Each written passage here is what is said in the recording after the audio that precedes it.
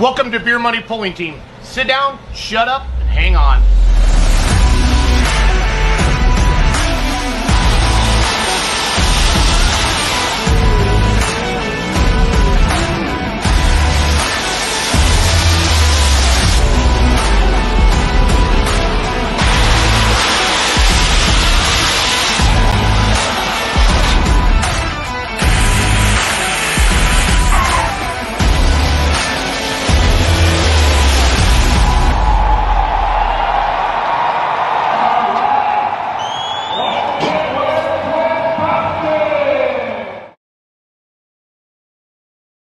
Every Monday night, Central Standard Time, 8 p.m. If it's happening in pulling, we're talking about it. Charles Poosh, Jason Schultz, Ryan Rusink, Gregg Randall, Executive Director of the NTPA. Tonight, guys, we're going to get highlights of the 2023 season from the major polling associations. Gregg Randall's our first guest for the first 20 minutes, and then we have Ron Stone from the Outlaws, and then John Mears from the Pro Polling League. So, Greg, what's happening with the NTPA? How's 2023 looking? Well, it's shaping up to be pretty darn awesome. We've got 73 events, which I would consider confirmed, and we got one that's supposedly making a decision here fairly soon. So that's up a little bit from last year, and some new events sprinkled into some obviously a lot of bucket list events for a lot of the fans out there that they'd like to attend someday. So. Hey, it's going to be a great season. We've already had one event in Ocala, Florida. We're getting ready for the NTPA Spring Nationals at the MEC in Shipshewana, Indiana. And the lineup's kind of in flux a little bit. We've had a couple of cancellations as of today, but we've also, are hopefully adding a couple of pieces to the roster. So should be a lot of fun. There's a little carnage that came from the National Farm Machinery Show. And some have just pretty much verified, they're not going to be ready, but should be a great time nonetheless. Brad Caudell said he got your autograph in Ocala. #nerd. So. Well, thanks, Brad. Yep, I had a lot of people. That's the neat thing about the job. 19 years coming up on the RFD show for the association, and a lot of people that recognize me from that, they'll come up and they'll say, "Hey, don't I see you on on the show?" And I'll say, "That's my fat twin brother," and then I'll say, "Yeah, that's me." So it's nice that people watch if they kind of recognize me. That means they've been a long time watcher, because it's not like a reality show or a sitcom or something like that. We're at the beginning and at the end. Normally, that's it. So that's nice. And it's for the fans. It's been a great run if you think about it. I thought about it a lot. A lot of series don't last, I don't know how many years MASH ran, for example. That was probably, 11, 12 years. So it's kind of interesting that, it's lasted this long, and it's great to expose the NTPA brand. Absolutely. Is my mic echoing really bad, guys? Somebody's is, but I don't know who. Okay, I muted Ryan because I thought it was him, and I feel like it's me when I talk. Charles, can you talk to Greg a little bit? And I'm going to mute myself. Absolutely. So poking around on the website actually this evening, knowing you're going to be on, and one of the things I was looking at was live stream. I know for Shipshewana, you guys are going to cover that one. Is there a schedule yet, or kind of a feel for what ones are going to be streamed as we move into 2023? Well, it's really interesting. We're in the contracting mode right now, so we have when the season ends, every event has 60 days to pay a date deposit to reserve their a spot 40 or 52 weeks later, rather. And with that said, that process in place. So a lot of times we know we're coming back to a venue, and that's just a matter of putting the contracts together. Fairs go through reorganizations, new board members, new event chairman for the entertainment and so forth. So we're still getting some of the contracts back in. I signed 3 today, 2 came in the mail at the end of the day. So a lot of that's, happening. So we're still tweaking classes. I know we did 3 changes today that may or may not have been updated.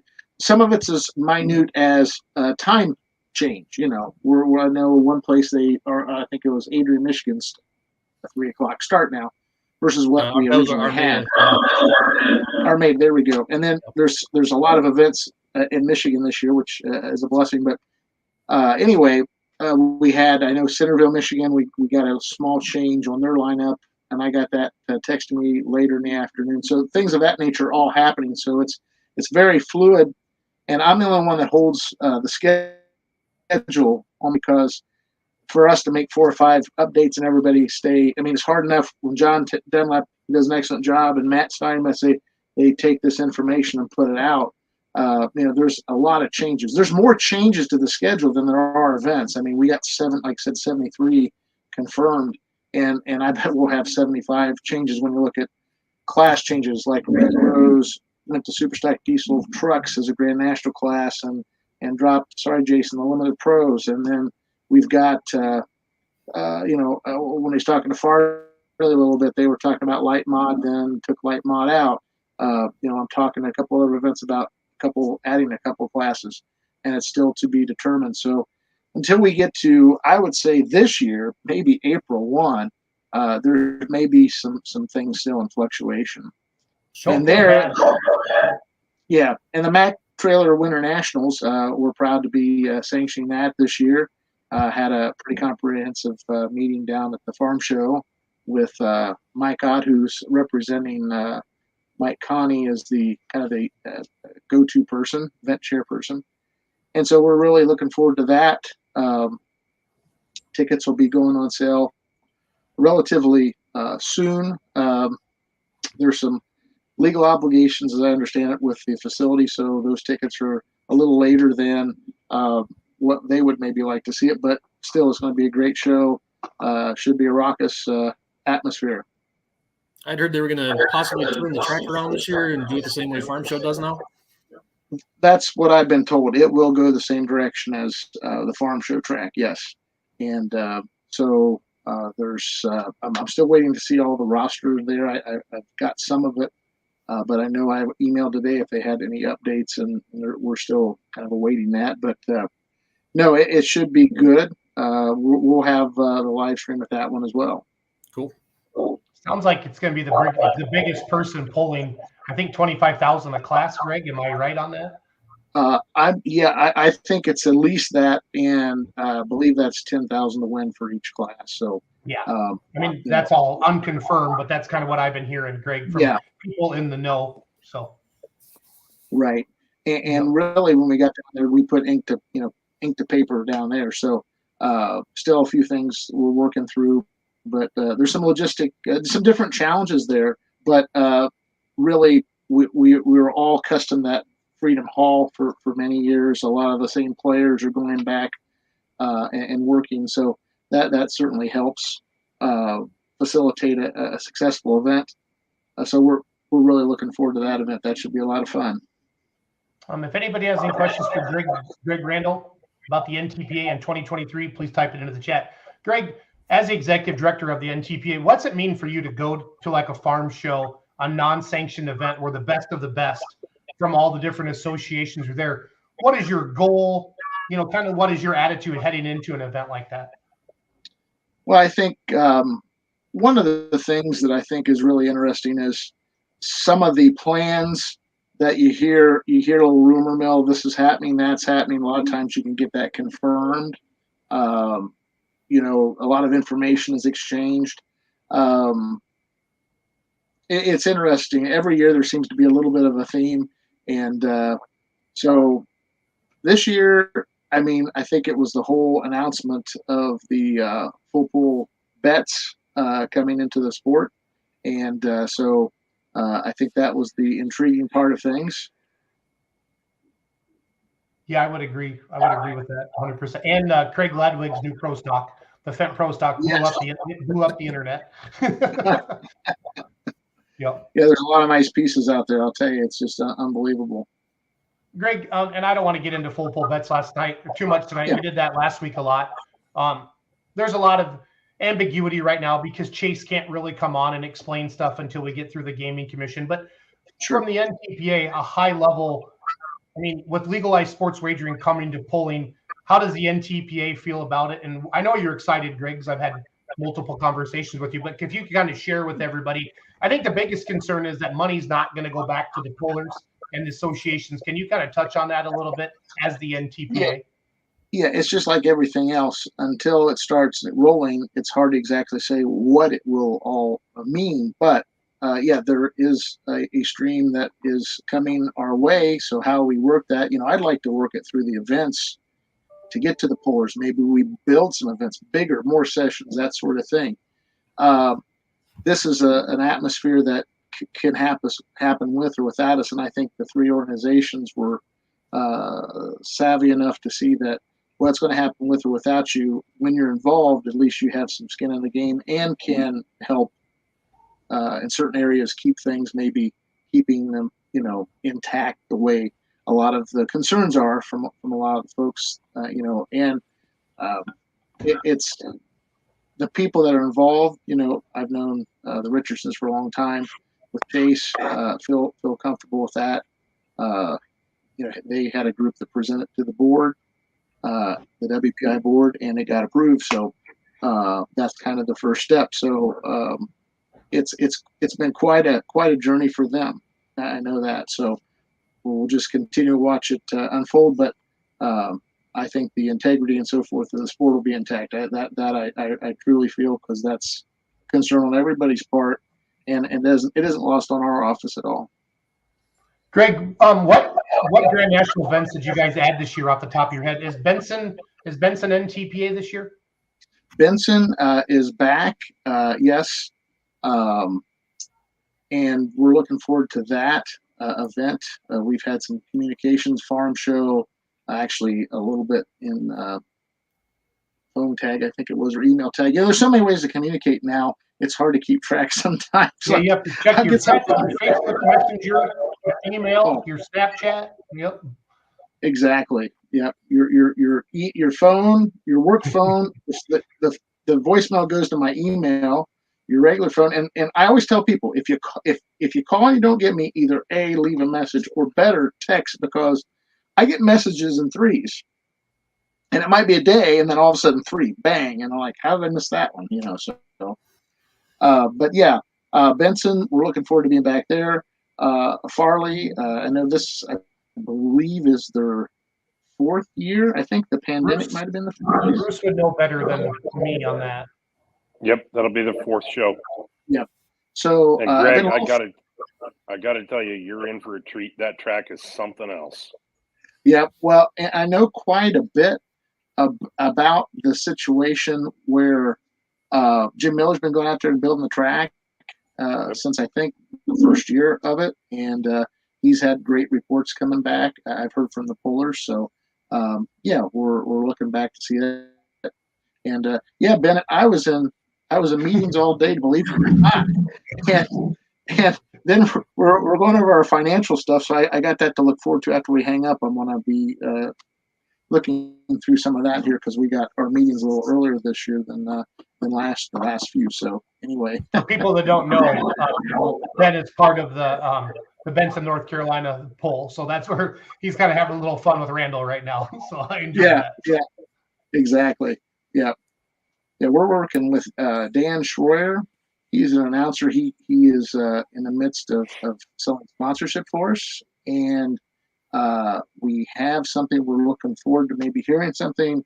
We were actually hoping to hear something during the farm science show, or farm machinery show. So we will see if we have something here in the next week or two.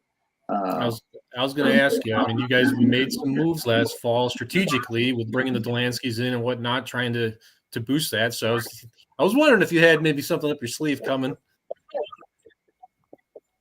Well, yeah, and unfortunately, the thing with the Delanskys, we've both gone on that situation, but Dan Schroyer had kind of been interweaving a little bit, talking about how he could help us. We're working on building a website, and Dan has a lot of talents, and he was a national officer of the FFA, and he's got a multitude of contacts. And after the season, he says, we really could, my contacts and my experience could really help with with the association. So we're looking forward to that.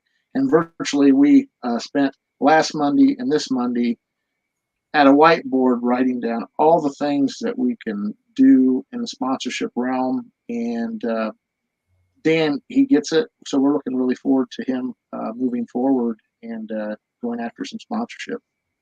Good deal. Greg, Shane Hunt's asking, any Southern events? Well, if you're looking at Florida, we got a couple in Florida. If you're looking toward the Carolinas, we got a couple of those still coming back. Would like to do more in that Tennessee. Shane, we talked about maybe doing something down there, so maybe something will come about. But, it's interesting.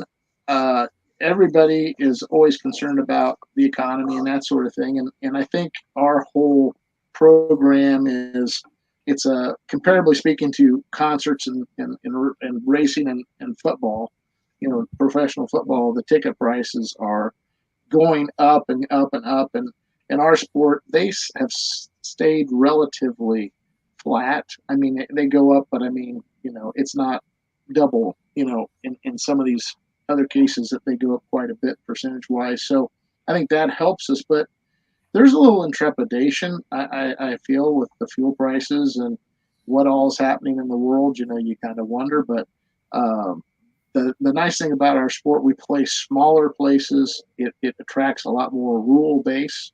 And again, just touching a little bit, again, going back to the full pool bets thing, the one thing that is exciting that if you think about this part, it will set a lot of different eyes to the sport that have never seen it. Some may say, not for me, but there may be a lot to say, wow, I never knew this existed. So there's some excitement from that aspect that could benefit all the pulling organizations for that matter. So, but yeah, it's every day is a little different day. Tomorrow I'll make a little road trip. We are trying to kind of find a headquarters for the NTPA, and we've been talking about this for about a year. So we're still exploring some of those things. So all these years of leasing office space, one day, we hope to break ground and say, this is our official home, this is our headquarters, and I hope to be part of that. You're muted, Jason. I thought maybe that was a 7-second delay. They dropped him out of there. Yeah, Charles and Ryan have been trying to control me for years, Greg. So that's one way of doing it. We're running up on our 20 minutes, and when Charles and I were doing show prep yesterday, he's like, "Jason, you're crazy trying to put everybody on 20 minutes." But I think for this first, announcement like this, having all the big associations on one show like this, just want to give a nice high-level overview. So, Greg, if you could kind of wrap it up on what, you give us your 60-second commercial of the 2023 NTPA polling season. And obviously, as big announcements come out, we'll be there to help you broadcast them out there to the masses. Yeah, absolutely. Well, we certainly are looking forward to continuing our season. It's already kicked off in Florida, and it looks like we're going to have quite a few vehicles on our circuit. Coming through Farm Show, there's a lot of people that saying we're looking to maybe pull with you a little bit more. The schedule fits us a little better than before. But I always say to everybody, if we have an event, hope you can make it. We'd love to have you. If not, good luck to wherever you go. I wish both the organizations luck in this season. A safe season for all of us is a successful season in my book. And but you look at our schedule, circle a few places. Maybe you've got that event that you've always wanted to go to and make it a bucket list. Hey, tomorrow's not given. Maybe this is the year to do that. So again, from all of our super national events to our regional events, some of our new events, there's several on the circuit. I'd hate to just start running them off for the risk of forgetting somebody, but quite honestly, I hope you make it out to a lot of events, have some fun, bring some friends, bring some new people if you can, and let's go play. Can you see the screen, Greg? Can you see Travis's question? Yes, I heard SNS Plumbing is throwing in the money for that. Well played, sir. Very well played. And then that Travis, he's going to have a great announcing career after he hangs up the the fire gloves and the helmet, right? Yeah, I'm gonna have to retire. He's gonna take everything. And then I just want to say, I talked to Ricky and Julie Rose tonight, and they're bringing in the diesel super stock trucks instead of the 4-1 limited pros. I actually told them to pull the limited pros out. We did not support that like I really hoped our class would. And with that being a Grand National, I want them to have the highest level of pulling at that event, and we're really excited about that. And the track wasn't the greatest last year, and talking about somebody's pulling track is like talking about their wife. And but they brought some locals in, some excavators. They got some clay put into that track and dug it in and buried it and laid it in before winter. So Ricky's really excited about the track in 2023. So Greg, you're an amazing ambassador for the sport and the NTPA. Thanks for taking 20 minutes with us tonight. And I hope the Raiders get a quarterback. Okay. So.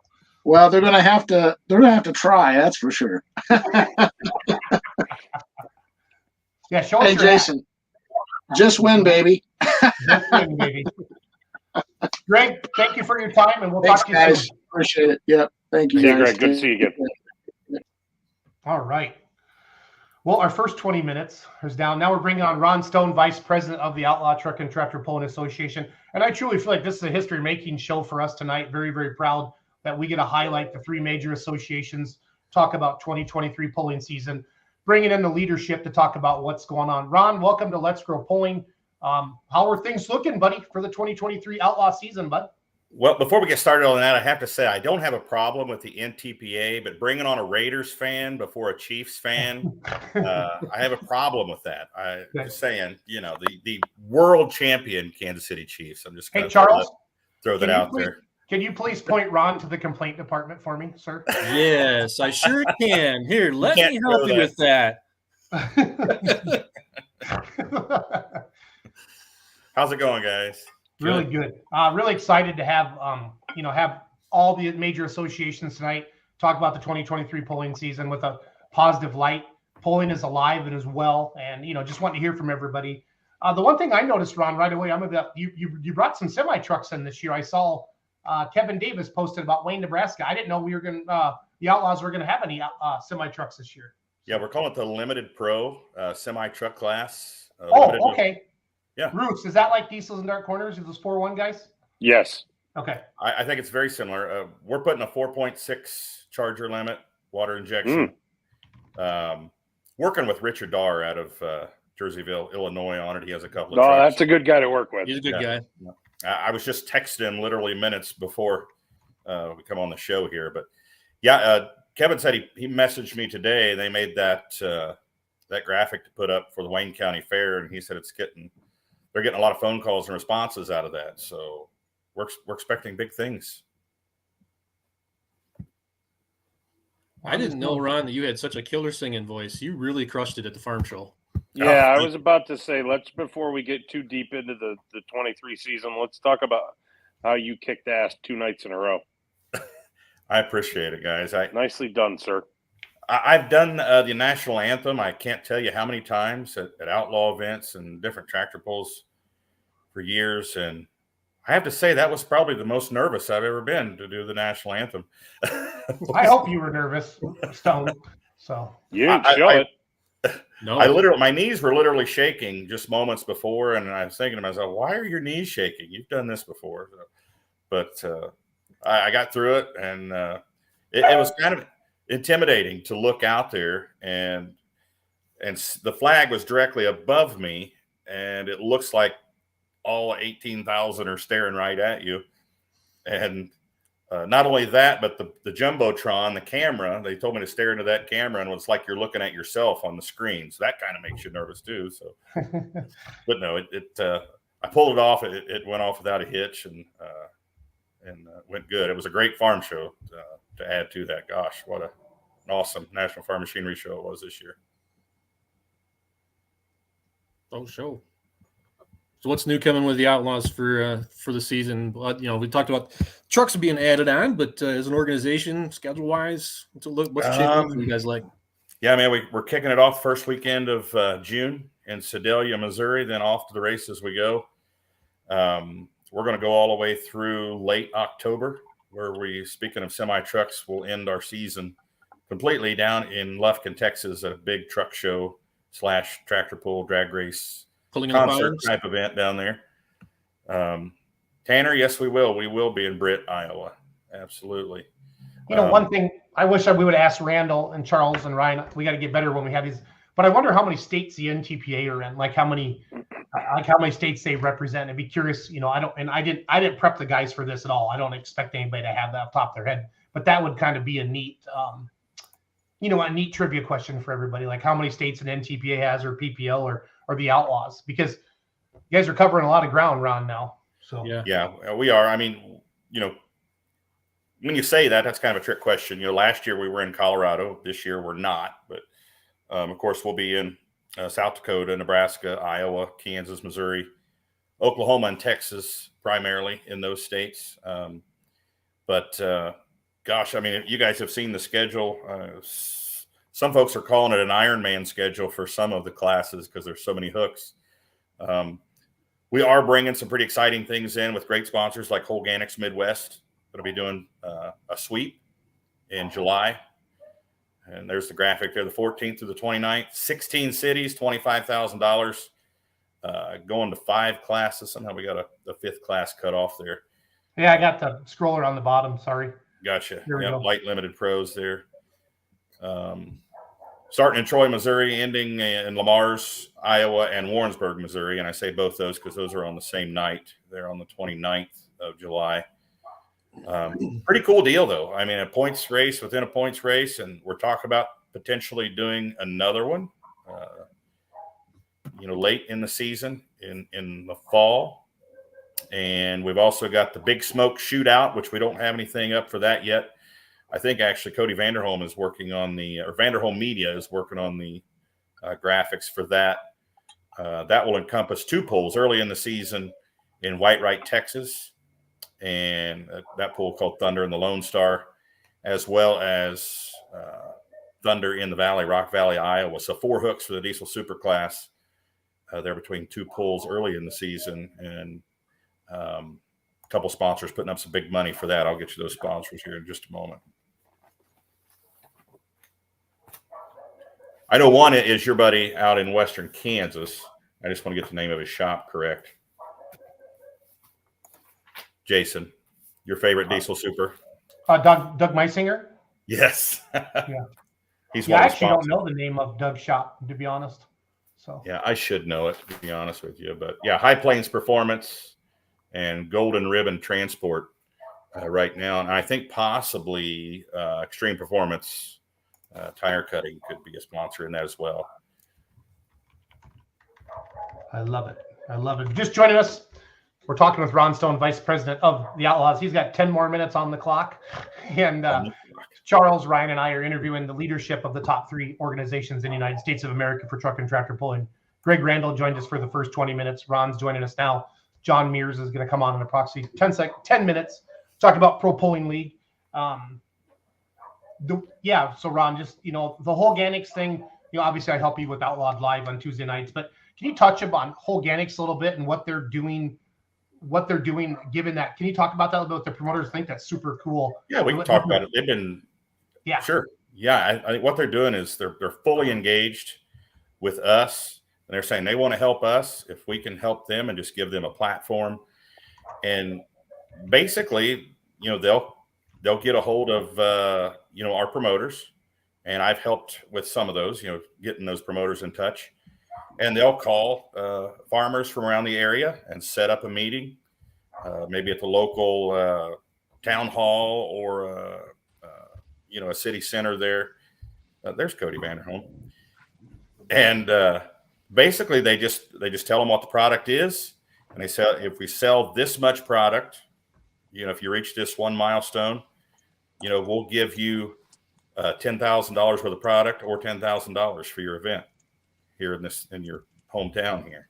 If you reach the next milestone, they'll give, another $10,000. So I know Rock Valley, Iowa has talked to them. Rock Valley, Iowa is doing this, several other events, Whitewright, Texas, even. And it's really working out. And the product, they have a lot of big name customers that swear by the product. So And of course, I know Kurt's very adamant about this. If a product doesn't work, if it's not a proven product, we won't even take them on as a sponsor. So, but they're all pulling fans. They're doing great things for pulling and have a proven product. So it's a win-win. It's good stuff. I just think it was neat to hear, that's always the biggest challenge, Ron, every year is like, how do we get more sponsors? How do we get more people involved in the sport? And I just thought that was pretty neat. Like they were just coming out and saying it. You help us, we'll help you, bang. And for a promoter to get an extra 10 grand, that's huge. Charles, what you could do with Armada with another 10 grand, you know what I mean? That'd be awesome. So, yep. We wouldn't be doing a regional. We'd be doing a grand national. Yep. And Randall's not trying to step on your 20 minutes, Ron, but he did message me and said that the NTPA is in 14 states. So I just want to gotcha.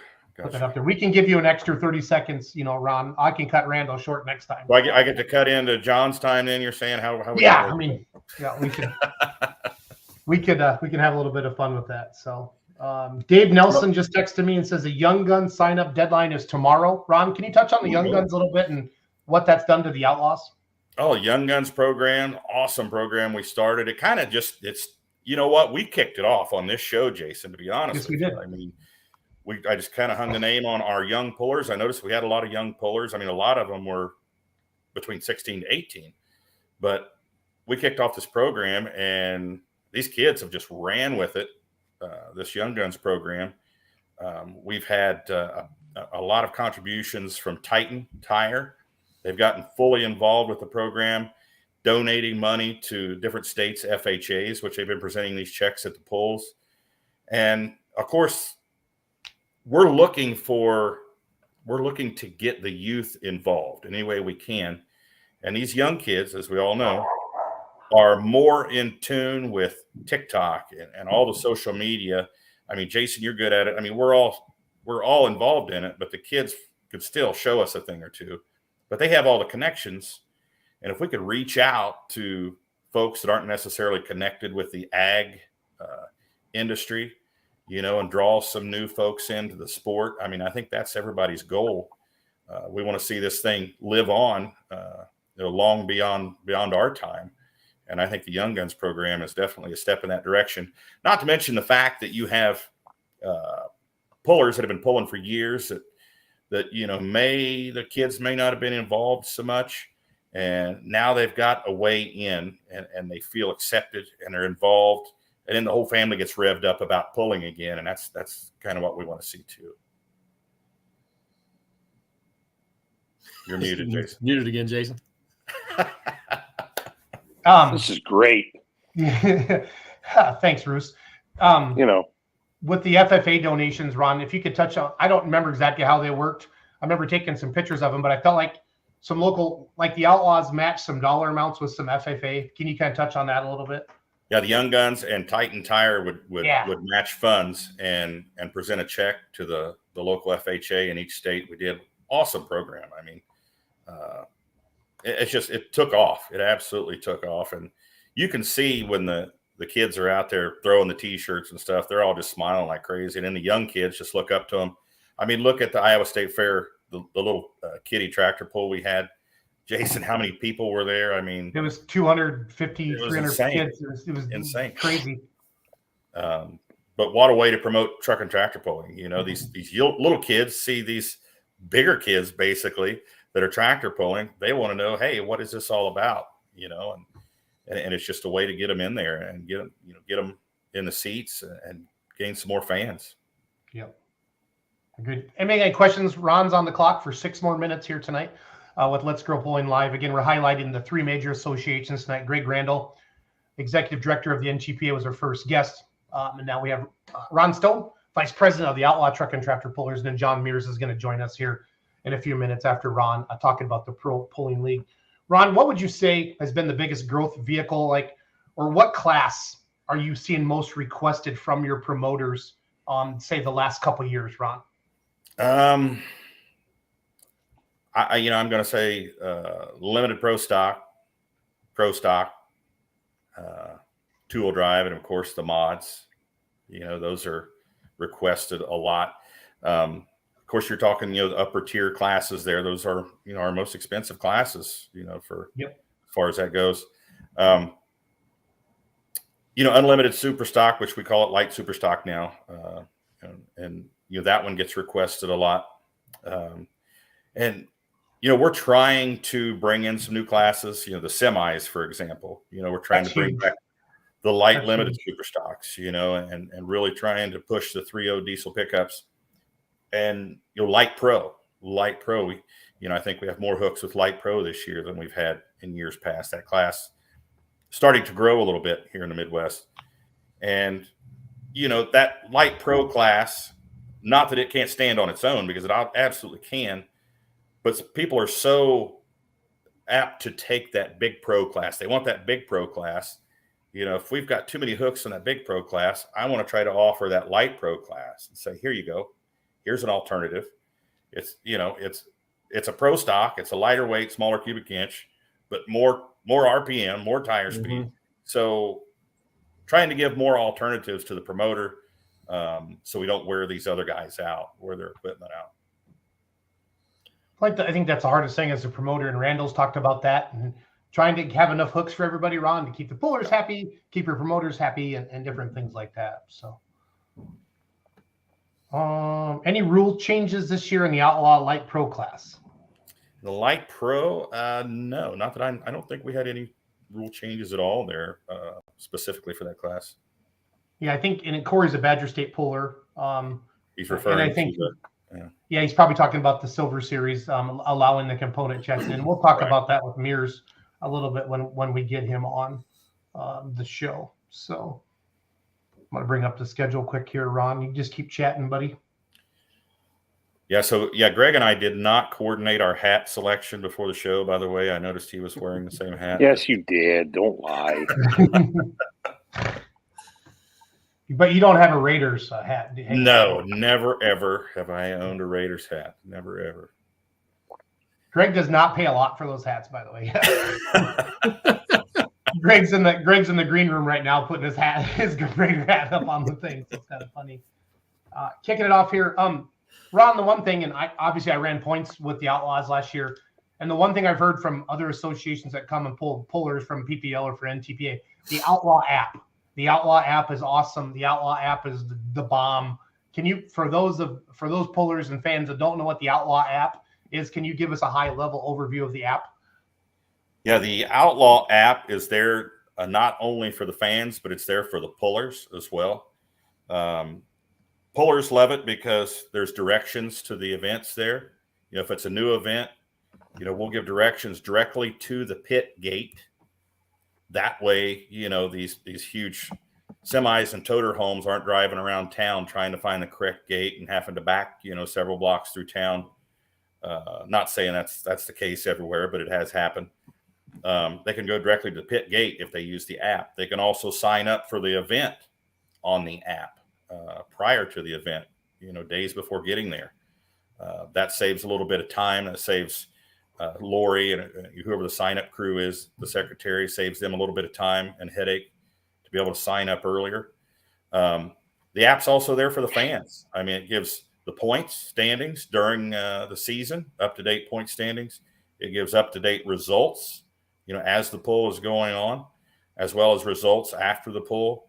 The app is it's the bomb, to say the least. I mean, if you don't have the Outlaw app, there it is right there. You see it there. You can get it at the Google Play Store, download it. We also have the Heartland division on there as well. Very cool, useful tool we have with the Outlaws. Tammy Morris says the Outlaw app is the best. So I will second that. That thing is fantastic. That has come in very handy for both Cody and I on multiple occasions during the summer. What do you guys use it for primarily? For results or? For results, for looking directions. I mean, even when to see who's already registered. Right. Yeah.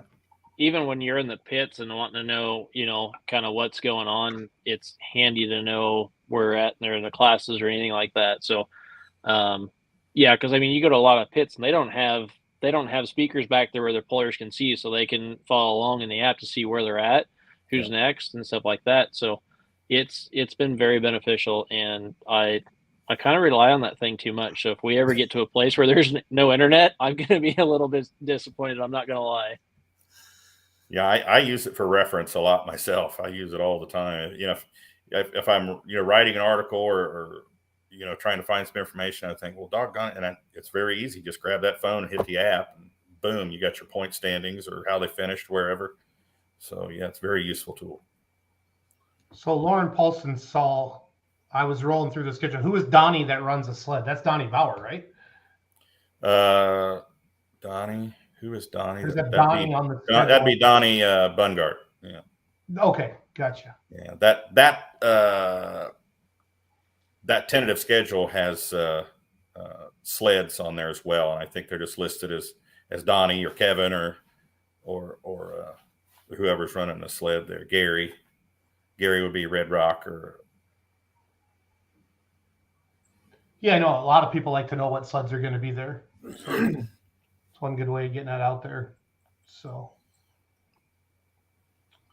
well, good deal. Well, Yeah. Mears just jumped on, Ron. So we're going to give us your 30, 60-second kind of high-level overview of the 2023 Outlaw season and how to find the Outlaws, and we're going to let you go. Yep, you can find us on social media, on Facebook, TikTok. Look us up at Outlaw Pulling. Look us up on the website at outlawpulling.com. If you want to watch live or watch archive footage from the last few years, you can go to outlawpulling.tv, get a subscription there. Just want to invite everyone out this summer to come pulling. Whatever part of the nation you're in, if it's NTPA or your local brush pull, whether it's PPL or whether it's the Outlaws, you're going to have a good quality show. Hope to see a lot of people out this summer. I know it's going to be a busy one, and I'm sure I'm going to cross paths with a lot of you folks this summer. Charles, I've never crossed paths with you, I don't think, but I'm sure we'll see each other down the road here. Still have yet to get to an Outlaws show. It's a little bit of a trek, but we'll make it happen sooner or later. It's called house arrest. That's why.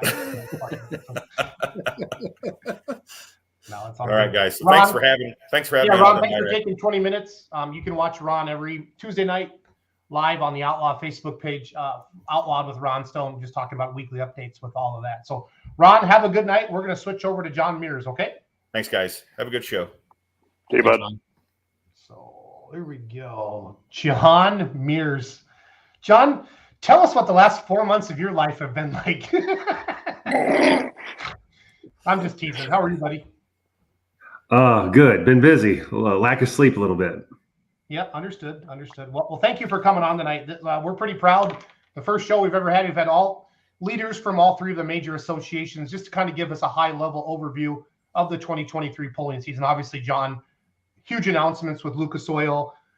I don't know how to say it, John. You're better at saying stuff like that, but basically pulling out, and then all the rumors that the Pro Pulling League was going to die. And I will tell you that the leaders of the Outlaws, and you know this already, John, but I want the fans to know this, that the NTPA, the leaders of the NTPA and the Outlaws do not want the Pro Pulling League to die. Okay. Everybody knows we all need three major associations to put on all the shows that are out there. And it really, I don't know. I don't want to say it unified everybody, John, but man, John, this has been the most interesting winter of pulling I've ever seen in my life. So. I think I've been in this thing 25 years, and it's been a fun and exciting winter time, to say the least. It's been real busy with Lucas changing their platform of where they're at in pulling. So they're still going to be a huge sponsor of the Pro Pulling League moving forward. They're shifting a lot of gears. They're transitioning on some of their marketing agendas, and that is fair to do. I mean, companies have been around. You've got to adjust to what's happening in the world. Yeah, I agreed. So when you and Christy look at 2023, and I know it's been a whirlwind, what's your takeaway from it? And obviously you're on the show, Pro Pulling League's alive. What can you do there's certain people out there still that, it's not happening. And there's an ownership group, and I don't want to get into anything that you don't want to get into tonight, but please share with everybody watching, what is, where we're at with Pro Pulling League, and, is it still going to be awesome like it was before? I want you to dispel some of the rumors that we're hearing, John, out here. Sure. Even before we had any of the news of what Lucas was going to do early on, we'd already made a mission of cutting back hooks for everybody, all 10 champion tour classes. We wanted to get into that 14 to 15 hook range, just because I think COVID taught everyone that they have a life outside of pulling a little bit. They want to go to the lake. They have kids in sports. They want to go to the cabin, whatever it might be. So we already had that. We've probably got 10 to 12 hooks for all the classes. I know the champion tour packets went out last week. So a lot of those are dropping in mailboxes over the weekend. Some maybe hit even today. So we're going to, start out in June and go all the way through Labor Day weekend, the way we've always, had a schedule. Yeah, I got my email today about the Silver Series coming up. Looked like that's pretty stout this year. And then the announcement of the component chassis in the Light Pro class, obviously, John, that's got a lot of people chatting, but I'm not hearing the negativity, honestly, that I thought I would. I think everybody's kind of starting to face some music on that with the horsepower that the Light Pros are making and at the weight they're running at. And then obviously the 4.1s kind of get tossed into that as well, John. But what helped you, or what kind of led to that decision to take the Light Pros, or to introduce it this year with the Silver Series as a component chassis? There was a core group of guys that kind of came to us and said, hey, we like that 540 cubic inch range. And we're sitting on cast iron that's 50 years old. We're tired of breaking in transmissions, the same stuff we've heard in a lot of the different classes and that sort of thing. So it was just a move to put it on the Silver Series, and we got a lot of really good feedback. I think I've only had one complaint on it, but when we were at the Farm Machinery Show, had 2 or 3 guys say, hey, they were 4.1s wanting to jump into the Light Pro class. They were going to D-cube and come into it. I know Clint and his Western Series guys, they're excited about maybe looking at that at the end of the 23 season. And I think I even heard Badger State wasn't too far away from it either. It seems like it's just, at the end of the day, what on these tractors is really factory built. I mean, other than the sticker that says International or John Deere and maybe a hood ornament, everything else has been custom built, custom machined. So why sit on cast iron that's 40 and 50 years old that we have to put aluminum cases on the inside or plaster and body work to make it look like it's actually OEM. Bingo. Travis Schlaubaugh says, awesome to see the top 3 organizations in Louisville talking and working together to make pulling great again. John, you're very, very involved in Louisville, and I spent some time with Broadbent getting some videos. I had no idea you did as much as you did in Broadbent and keeping things moving. And what does it mean for you to be there? And honestly, you're helping NTPA pullers and you're helping Outlaw pullers, and what's that like for you to be part of all of that? It's great because we're all a community at the end of the day. It's great to see Greg. You get to see Kurt a little bit. I know Ron was singing the anthem. That's always a really a neat situation. But to see some of the guys that you only get to see maybe once a year or twice a year, I missed out on seeing Blade Graves. I love talking about, West Texas and farming, that sort of thing. And, when Mark Allmer shows up, I've been to his place when I was a kid, when we, were on tour pulling a super stock tractor, and we got to see him. I love seeing the Theobald family. It's just really good to see good quality competition go down the track. And it's really cool because I can sleep in my own bed every night as well during the Farm Machinery Show. That makes it nice. All right, quit rubbing it in. That's 20 minutes. You get to see everybody go into 4th Street and doing all that sort of thing. But, a lot of people don't realize that Dan Christiani is my neighbor, basically. I could probably throw a rock out my front door and almost hit his backyard. So he's close. And, of course, Mike Witt and Gail Medford are all really, really good pulling people at the end of the day. They really have done a lot for pulling. Tyler Ulmer says, miss you too, John. Ron Stone says, John's a fellow Southern Ohio guy. So that's all good. Yeah, we didn't realize that Ron was from over by Taze Valley. And that's kind of where Roger Veach was from, just a little bit south of there. And I'd say Taze Valley was where I grew up, probably maybe 30 minutes, 40 minutes away from where I grew up. And I forget. Oh, I was at the Badger State meeting. I told somebody they were wanting to request a 4.1 tractor, and they were wanting to put some different sheet metal on a different running gear. And I said, well, you know what? You could do like what my dad did. Back in the mid 80s, when we had 2 John Deeres, we painted them orange. So that's where we were at with that. So it is a fun time to see all these guys for that once a year situation. Yeah. And I have a link. I have the schedule up right now up there on the screen for everybody. Of course, you are the PPL's running tech and running the show for us at the Pullers Championship. It's still independent. It's a non-sanctioned event, but we learned about insurance last year, John Mears, and we got kicked in the balls, and we spent about Charles, 15 to 20 grand on insurance, and too much. We got humbled a little bit, Mears. I like to say that I thought I knew a lot about pulling, John, but last year helping with the Pullers Championship humbled us, and because of the relationship that you have with Holes Hours, obviously coming back with the Champions Tour event, June 2nd and 3rd, it was a natural fit to have you and Christy and your team come in and tech the Pullers Championship, and basically like what you do at Louisville, and keep the show moving for us.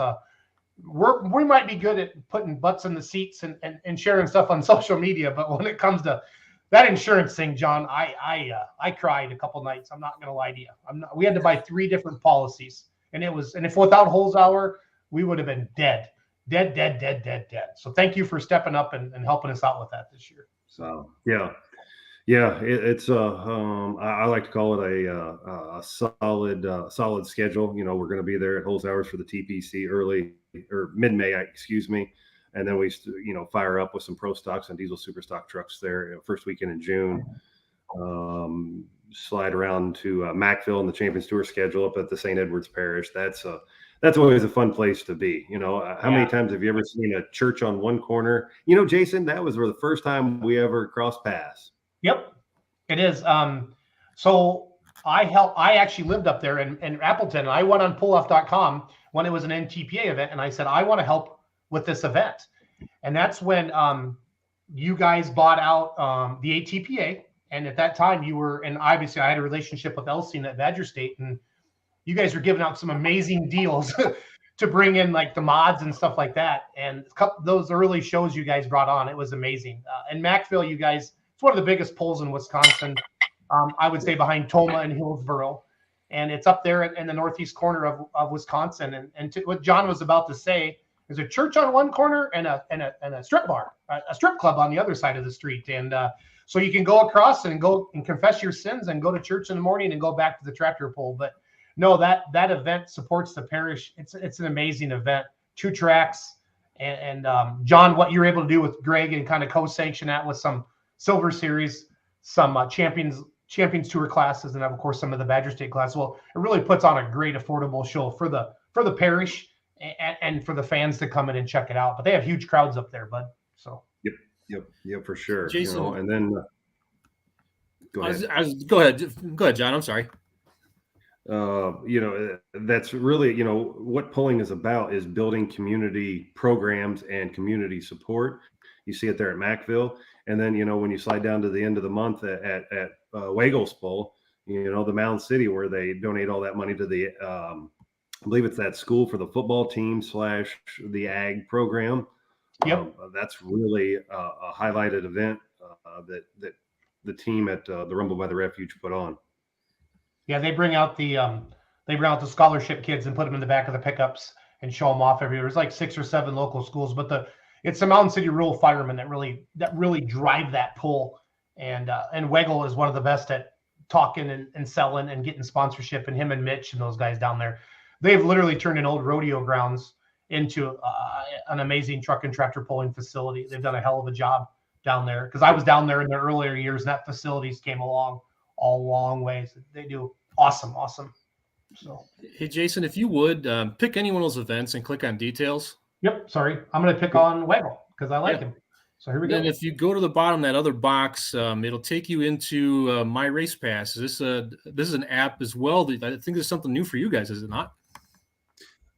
Yeah, we were working with the folks from My Race Pass last year, and I'll be the first one to admit the website that Lucas had was not very user-friendly. And by the time you made one change, it would change something that would happen in August, and it's just kind of train wrecked and got it off the rails.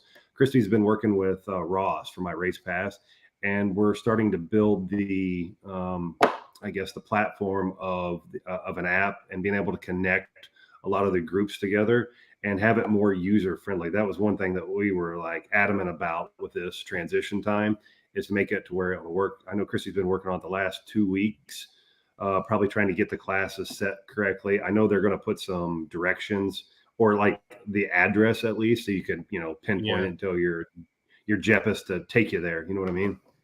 Yep, I've seen that in some of them as you guys are building it out, and well, like for Southern Illinois Showdown, it's got phone number contacts for the track, website to the track at holes hours, start times, how much it costs to get in the gate, all that stuff is in there. So I can see where you guys are building this out. I think it's going to be a good tool for you. Yeah, they've been actually working with the folks at NASCAR, building a program to where it encompasses the NASCAR point systems and then like a point system from the Northeast to the Southwest. And they've been really, really busting their butt. But we talked with them at the PRI show, and they're like, yeah, we got the groundwork laid, man. We're ready to go. And then, this app is going to be beneficial as we go down with what Chase has got rolling in the full pull bets and the streaming situation, which we'll probably have an announcement here in the next probably 10 to 12 days about a streaming service coming down the pike. So we can kind of, connect betting, wagering, live streaming, and the website all together in one big, nice, neat package. That's been one of the questions, John. A lot of people have been asking about. MAV TV was the bomb. I mean, by far, and I help with Outlaw TV, but MAV TV was the bomb. I mean, the stats, the graphics, it was the best, John. It was the best that I've seen out there in the land of pulling, and that was one of my fears is, that you guys were going to lose that. I'm hoping, what you come up with is something similar to that. So our former editor has been helping me along, and I will also add Ken Stow, the other commentary. He's been a real big benefit. We're getting very, very close to announcing a potential television package. So there's a lot of good things coming. We've got some of the same guys that operated the cameras that we're lining up to help put on the shows and do a streaming package as the summer moves forward.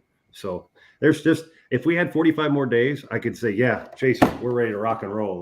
But the time crunch, by the time we got everything really actually squared away, I think was the mid-December, 15th, 18th. So I'm proud of what has happened. Christy and Carl has been working their butts off, but it's just, we're 45 more days and we'd be a lot further along for sure. No, and that's all part of it. And sometimes, you got to make lemonades out of lemon or whatever that saying is to do that. Yeah. I'm happy that you and Christy kept it going. It's alive. It's going to be there again because, talking to Greg privately, talking to Kurt Van Beek privately, and, some of the leadership with the national associations, they were scared to death that, they were not going to be able to handle the influx of events that were possibly, if there was no PPL at all. John, it was a scary situation because, and this is a story I heard, and we all know this. Not every fair board loves truck and tractor pulling guys. Right. And it's sometimes it's old Gretchen, and she's 89, and she's been on the fair board since 57, and she just wants to fill a 3-hour window. And if there's no pulling on the schedule, once that's gone, guys, it could be gone forever at that particular venue. So that was when it was either Randall or Van Beek said that to me. And I don't remember which one, but man, that really drove home with me. That really, really drove home with me. Like, that's scary as hell. Because I know once you lose a night, you're screwed to get back on the schedule, because these fairs, if you've never, and I know John knows this, but if you've never been in a thing, your fair date is picked by when you get that damn carnival. That's it. There is nothing else. And you think that, oh no, no. You're going to have it when the carnies tell you you're going to have it, because that's 90% of your revenue. And and the carnies that you talk to at fair conventions, they have all their teeth and they drive Escalades and they fly in. It's not old Billy Bob down there with 2 teeth taking your $3 bill to throw. I mean, those are just the staff. That carnival business is a big deal. They're spending $1 million on a ride, and they go from Florida in the winter all the way back up in the Midwest. And that's really what drives pulling in the summer is fairs. That's sure. Some of our longest standing events. So, sorry, John, I didn't want to get all, it's your 20 minutes. So not mine. So let's see. Yeah, that's a big part of stuff. And one thing that we got to touch on is, the member states all re-signed with us. We have 13 member states. I think we're pushing 240 or 250 events under our umbrella, everywhere from Badger State to the Nebraska Bush guys, what Joel's doing out there, and all the way to Johnny Mayer and Keith Woodbeck that do out in Albany, New York, Addison, Vermont, where that benefit pool goes on with the Vanderwerts. And then Chad Mackey down in the Carolinas booking pulls for us as well. And Southern Pullers, hell, they're going to be going here at the end of March, I believe. Even Mid-South starts going in Hammond, Louisiana, the March 23rd, 24th. It's pulling is year-round, folks. It is year-round. Mm-hmm. Yeah, it really is. It really, really is. Andrew Thomas Leonard says, after being married to my wife for 30 years, I finally got her to go to a PPL pull in Evansville, and she absolutely fell in love with that pulling, but only if they had 2 tracks, laugh out loud. Okay, well, Andrew, you can go to the folks at Evansville and help them build a second track, and then it'll be great. So they have 2 tracks. That's kind of funny.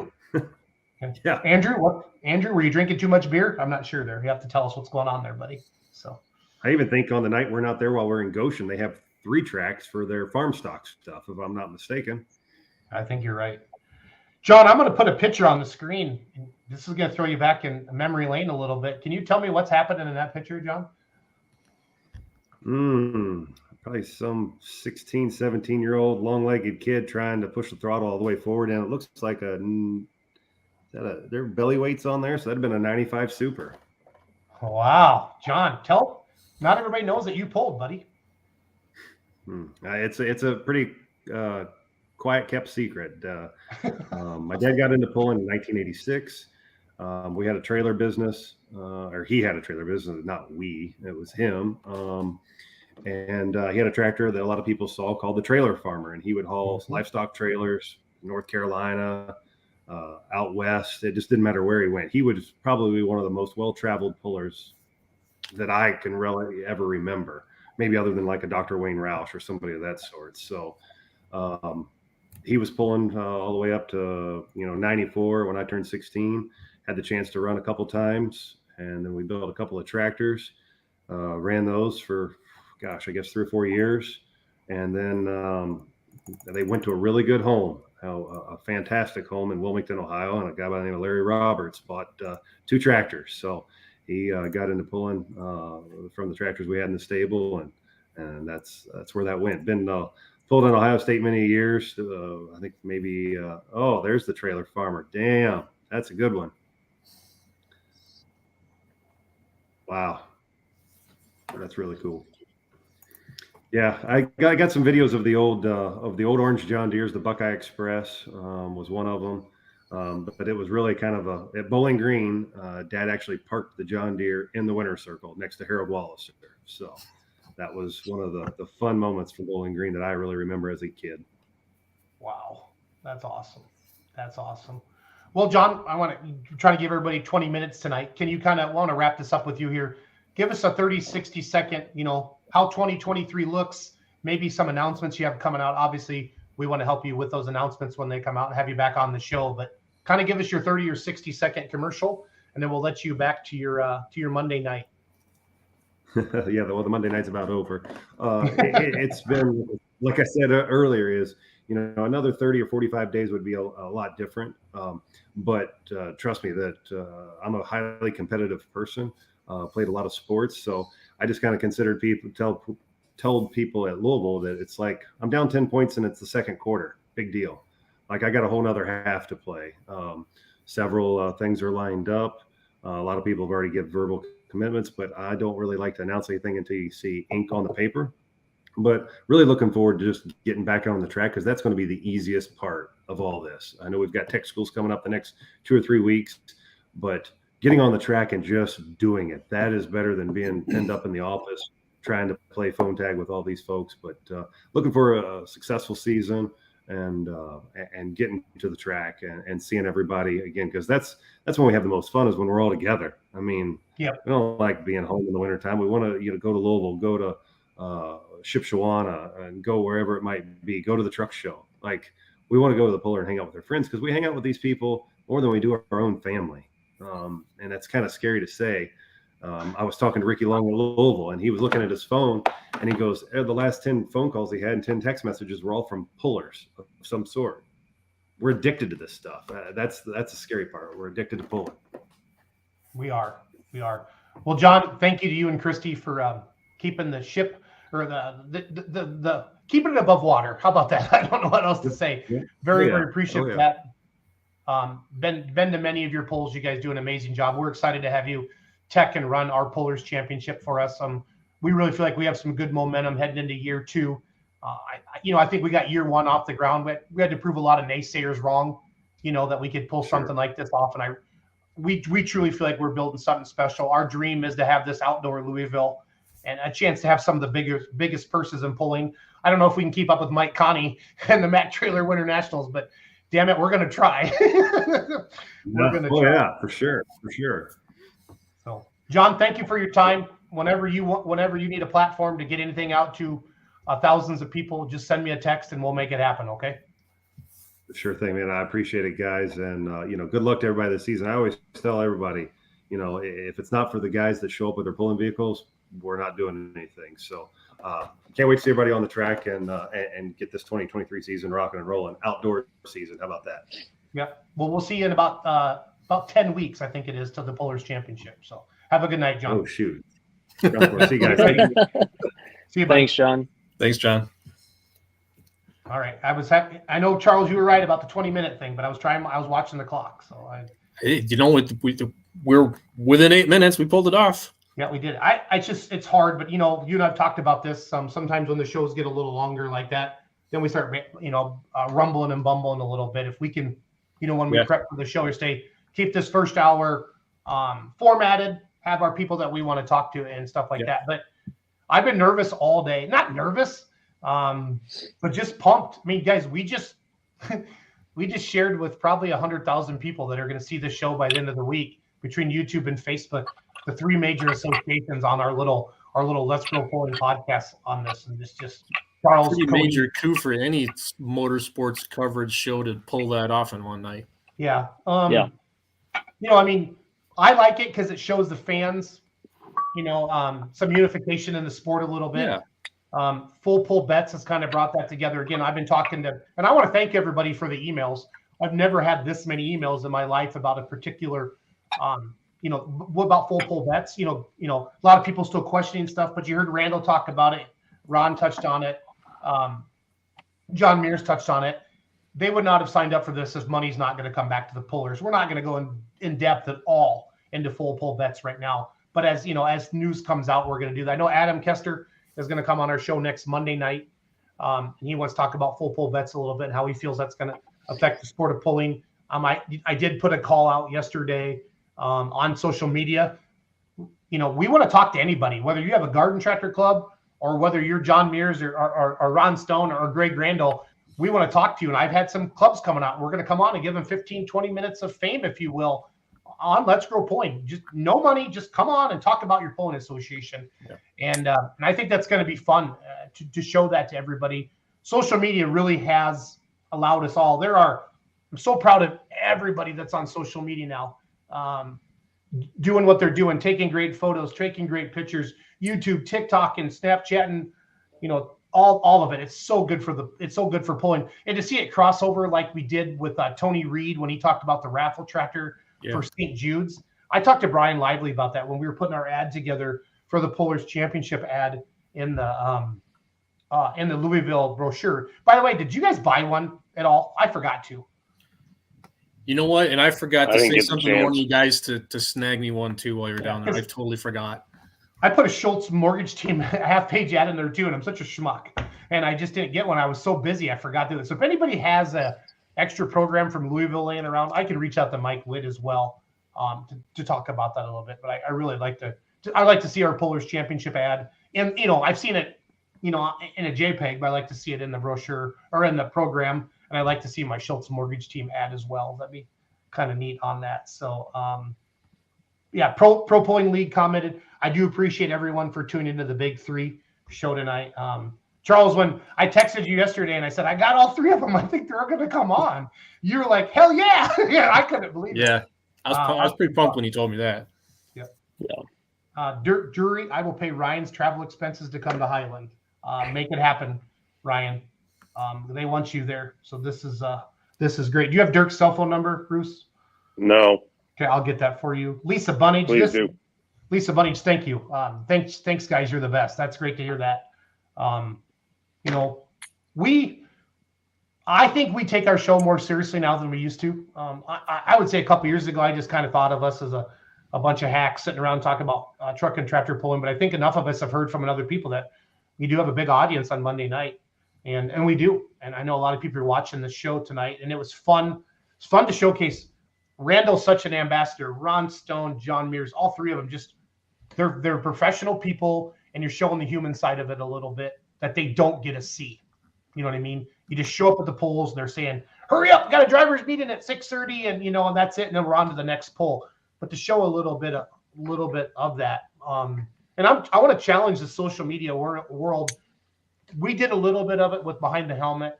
The Badger State guys have been doing a little bit with their down and dirty shop interviews. But I love golf, and there's a new show on Netflix called Full Swing. Yeah. And granted, we don't have the budgets that those people do, but like the Adam Wilsons of the world and the Jesse Posts, and you guys know who you are. Go get some behind the scenes footage. And sit down with these guys, local guys. Go find some local pullers and put a nice show together for them. Show them their dog, show their shop, show their family, and do that. And if you know what I'm talking about, go to Netflix and watch Full Swing. And they showed the behind the scenes. I don't know if any pullers, Charles, have their own jets. They're right. I watched it. It was very well done. I know a couple who the editorial team that did that show was behind the Drive to Survive series that covers Formula One. Right. So okay, it's very well done. Well, I watched that F1 thing too, Charles. I love it because I'm looking for ideas to bring to pulling. How can we take this to the next level to do stuff like this? It's a ton of time and it's a ton of money, but I believe in it, and I'm challenging everybody. And then we have so many good people now. Taking pictures and shooting videos and posting on social media about pulling. It just makes me very, very proud of all of us, what we're doing for the sport. And the amount of shows that we have now during the week with everything we got going on. It's a lot of fun. And if anybody has any show ideas and you're looking for a platform, we will support you. We have the StreamYard that you see here. Charles has done it with the power rankings. I do it with the Outlaws. Gregg Randall and I are working on some stuff with the NTPA. Greg's just been beyond stupid busy getting everything ready, but we're going to start. I want to show people more about Gregg Randall and behind the scenes with the NTPA. I think it's important to do that. And I know the PPL, obviously, it was fun to hear John come on and talk tonight. I don't want to get into who owns the PPL. Frankly, I don't care. I'm just glad they're here, and I know they got some big stuff coming. Randall has some big stuff coming with the NTPA with some sponsorship stuff. Now, the Delanskys are not working for them anymore. You heard him say that. Yeah. But they have that new guy. I did not know that. They have that new guy out of Ohio. Is it Daniel Don Schwer? Shoot. I had a Zoom call with him. Schwer, I thought this was what he said was.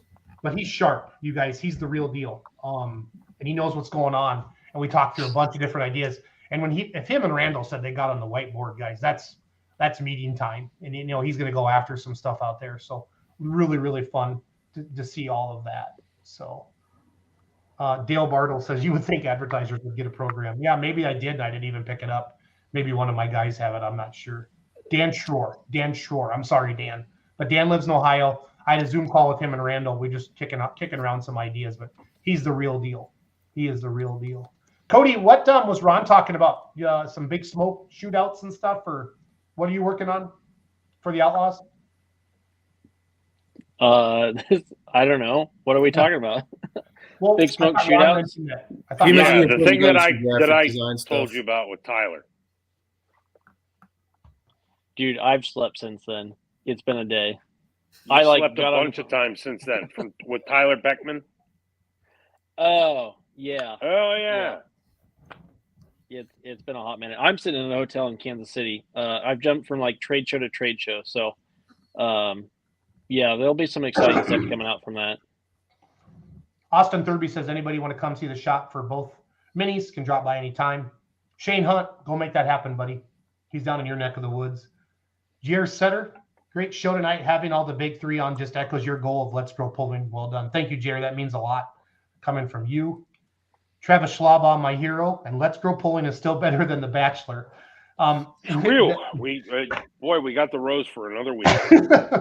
The inside joke on that is his beautiful wife, Allison, watches The Bachelor every night. And she goes in the other room, and Travis sits in the chair with the iPad, and he watches Let's Grow Pulling. And he was on the Badger State show earlier as well. But and I know we've all heard it, but people spend their Monday nights with us.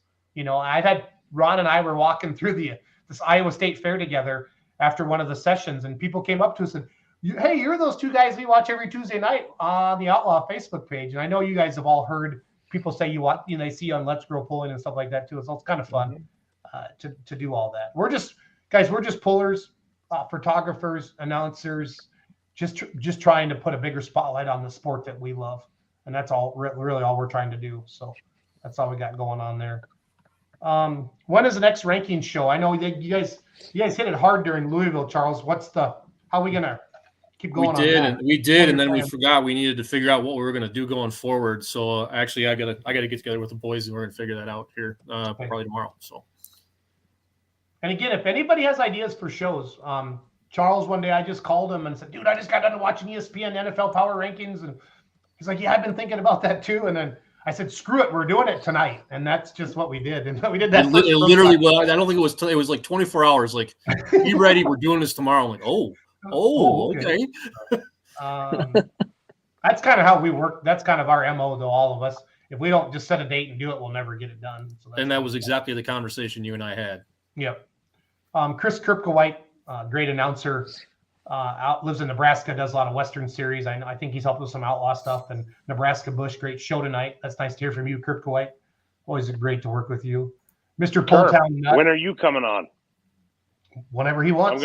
We're gonna make the invite right now. Yep. Kerp, I want you to block off a Monday night. I want you to 15, come on. 20 minutes. Yep.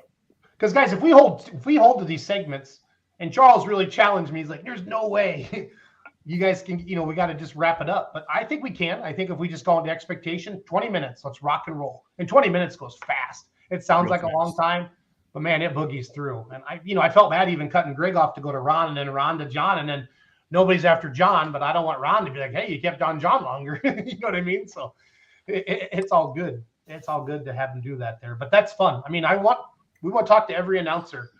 We have what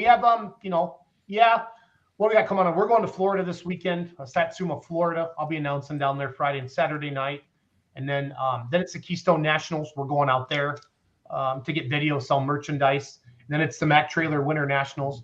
I don't think we have a lot going on in April at this point. And you guys, I just looked at the Pullers Championships 10 weeks away. Like legit. Yeah. Like legit. So that's why I was happy to see the billboards go up today. Thank you to the Holzhauer team down there. So that was neat. Ryan Fulks, bluegrass pulling is there 3 times. What did he mean by that? Bullgrass, shoot. Sometimes I don't keep up with the comments, guys, quick enough. Do you think Charles Roos? Do you think you know what we're talking about there? No, Ryan, put it in the comments. Make it clear what you're talking about. You're still Jeremy watching. Sean, I'm sure you are. I have an old NTPA pulling pamphlet from 1974 that my dad gave me. Harley Marie says, wonderful show tonight. Chuck says, I haven't missed many Monday nights. Mr. Pulltown Nut, I spend my Monday nights glued to my TV now. Thank you for doing a great job. That guy's invited every puller to his campsite in Bowling Green. Like when Tyler Sloss shows up there, like he thinks he has a lot of Busch Light, but I don't think he's ever hung out with Tyler Slaw before, guys. No, Tyler's going to prove you wrong, buddy. You might want to buy another 250 cans just to be safe. Yep. I feel like that would be thing. I feel like that'd be an epic chugging video. I'm not gonna lie. Yeah, that'd be fun. Who has the best hair in pulling? Charles? Colin Ross. He does. He has beautiful flowing locks. Chris Kripke-White, what do you want me to talk about? I just mumble and bumble my way through the shows. Quit being so humble. That's fine. That's fine. You can mumble and bumble your way through this show. We're just glad that you've proven that. Okay, so tonight was kind of a proof of life thing because Chris told me, we talked around Christmas, and he told me that his lovely wife was turning a birthday that ended in 0 that's bigger than my birthday. And he was throwing a surprise party for her.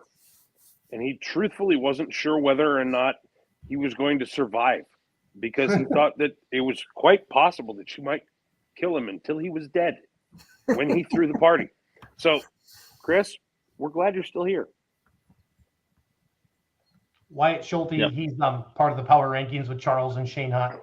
We're going to need to discuss some things for the show. Yeah, you guys might have to go in Boy, history. Charles, it sounds like you're in trouble. No, Charles, what's the boys? He just kind of keeps them in balance. He's been doing a really good job with them. It's been fun. No, it's just that there's a lot of dots there. Oh yeah. Why do people do that? Doug Bork does that all the time too, in all his text messages. What for you? Dot people. What does that mean? Is that like I'm thinking or I'm trying to emphasize something? It's kind of funny. Usually means I'm thinking, but okay, fair enough. Austin Thurby. I met him in Florida. He's a good dude. A mini rod puller. All you mini rod. There's two types of people in this world: mini rod pullers and everybody else. You guys are all a little crazy. You guys are all a little crazy. That's a T-shirt. You know that, right? Yeah, I know a guy. I'm gonna make that actually. I'm gonna write. Thank you, Roos. I'm gonna write that down. There's mini rod guys. There are mini rod people. We have to be inclusive. Yep. And there's everybody else. I think that'd probably sell pretty good too. I kind of think so. I think pretty much every mini rod puller that we all know would buy multiples. Yeah, I think so. We had a great weekend. Doug and Hope went down, you guys, to the O'Reilly. What is it called? The motorsports, the World of Wheels Motorama or something. Yeah, the World of Wheels. So the Toma Tractor Pull had a booth down there, and we helped Toma with their marketing. And then they wanted to put the Remedy on display, but as you all know, the Remedy's in 9 million pieces right now. And I said, I got something way better than the Remedy that would be cool. How about the Cummins Killer? So you guys, the Cummins Killer was just, on absolute display at PRI, and they had that thing polished to the nines again. And Chris Schreier was so happy with how well the Cummins Killer brought people in, and then people were signing up and taking brochures about Toma and stuff like that. So that's a little segue into you guys. If you're a promoter, what Toma's doing, it's February and they were at the World of Wheels thing in Milwaukee, Wisconsin. So think outside the box a little bit and to do that, to promote that. It was amazing. And they had us down there. We sold some merchandise. They felt like we were a draw as well, but we weren't a draw like the Cummins Killer. You guys, that truck is stupid cool, and it's all polished up in the chrome and with the hood up, and it belongs at a show like that. You know what I mean, guys? It's legit. It's legit. So pretty neat there. Terry Benson says Charles has the best hair in pulling. So, Andy Gerbach says Will Mans has the best hair in pulling. Ooh, I think as a Andy puller, Gerbach has questionable judgment. Don't worry about him. Is he up? Did Andy get that big snowstorm he wanted? I know he busted north for the snow, but did that not happen or not? As far as I know, he went up. Okay. I feel like this could be like a playoff bracket. We could do it. We could do like a pick'em contest almost, some playoff bracket. Does best hair and pulling also include best facial hair? Nope, that has to be another one. Nope, that's a different. No, I'm not talking about me. My beard sucks, but I know a guy from Oklahoma's got a pretty killer handlebar. Right? Yeah, Just saying. But I think if we did that, I think we have every association nominate their best hair, their best hair puller, and then their best facial hair puller, and we just put them up and have a runoff. It'd be kind of fun like that. So to do all that out there, I would say Loretta Selman with the Outlaws. She's got some sweet hair. Some sweet hair. If we do the media, no offense, Mark Ham. Yeah, we should do that with the media. Mark Ham, I'm sorry, but it was funny. Cody, you're such a dick. Yeah, Cody's a dick. Mark, don't worry. Cody's a dick. It's okay. We like that. We like him. Mark still loves me. This comment on the screen right here, Rusty Newbie. I'm proud to see you show off all 3 national organizations on this program. It shows how close this community really is. Nice work, gentlemen. That's a great feeling. You know what I mean? To lead it off with Randall, and then roll into Stone, and then have John Mears come on. That was huge. It was huge for us, guys. From a credibility platform for us as well. So, and I know Greg's going to do more lives on the NTPA stuff as well. And obviously, he's a big deal on RFT TV, so it's all good. Brenton Rogers, haven't been able to watch in a while. Great show. Mark Ham, Chris K is the man. The end. All right. Ryan Folk says it was a comment about Corridon, Indiana. He just sent me something about Corridon having 3 pulls, so it's all good. Lee Ruff in the Badger State. Chuck Hobbs. ... Continue. Dylan Dirks. Ryan, why are you making your way to pre-30 this year? There's a pretty good chance you'll see me there. Allegedly, I might get to drive a steam engine. Cool. Cool. Terry Benson. I like that Terry's been watching the shows. Charles has the best hair. We're at a cattle show last weekend. I showed some cattle fitters a picture of him, and they said, "Oh yeah." I don't know how I feel about that. Yeah, I was about to ask you. Wow, Charles. That's the most random thing I've heard in a long time. Yep. I appreciate it, Terry. I think. Morgan, just send me that over. Tiffany says Tyler Slaw has the best hair in pulling. He's a candidate in both categories. Mark Ham, all natural. That's for you, Cody. Yep. Somebody says Mark's Mike. Ooh, Mike. That's not That's strong. necessarily wrong. That's a strong nominee right there. That is a very strong nominee. Yeah, we that was the one thing that Whit's like, yeah, once I get on your show, then everybody's gonna know who I look like, and I don't know if I want that. So that was kind of funny. Mr. Poletown Nut on YouTube. All due respect, the best is the guy at Northside in Bowling Green wearing nothing but an Alice Chalmers one-piece bikini. Did not need that visual. Did not need that visual. No, furthermore, it's got me scratching my. What is a one-piece bikini? Never if mind. You had to ask. You did not want to know. No, no. Oh, Never mind. I'll just sit here and drink my starter fluid, which somebody was asking earlier what the proof was. 120, baby. 120. Rocket fuel. You always know when Roos starts off the show, like he'll sit down and then he'll get up and you'll hear the ice in the background, clink, clink, clink, clink, clink. So I'm like, yep, Roos is hear the clink. A clink. Brenton Rogers. PPL used to have a big pull there. I know Battle Bluegrass is there, but PPL used to hook there. I think we're still talking about the court in Indiana. All these sidebar conversations. Interesting. Yeah, I got to keep up with them. That's my fault. He also has a cape. Yeah, all right. Poletown Nut. Shush. We need some pictures, or it didn't happen. No more talking. NSFW. Yes, all of that. Yeah. Terry Benson's back, Charles. We die to get hair on our cattle, our show cattle like that, because we can clip the hair to make them look better. All right. So. That is 100% true, Terry. Here comes Meisinger, kind of like a banana hammock. Meisinger, stop talking. I don't want to think about this ever. He's referring to Vegas and Fremont Street. That's I know where Fremont Street is. That's where all the freaks go out, and he just kind of just sit there and smile a little bit. Cody, I don't know, you weren't on right away, but Ryan and let's talk about Randall. What's the biggest thing you took away from his NTPA presentation about 2023? He probably didn't see any of it. He's on the spot. Bruce? I don't know. I guess I mean, I'm not going to say I'd heard it before, but I kind of knew where he was headed. So I had kind of a little bit of background knowledge there. Yep. I think it's cool that they're doing so many events in Michigan, my home state. I love seeing that. I love that my hometown is putting on another. I think it's a region hook. Yes. For the second year in a row. That's awesome. I think that's great.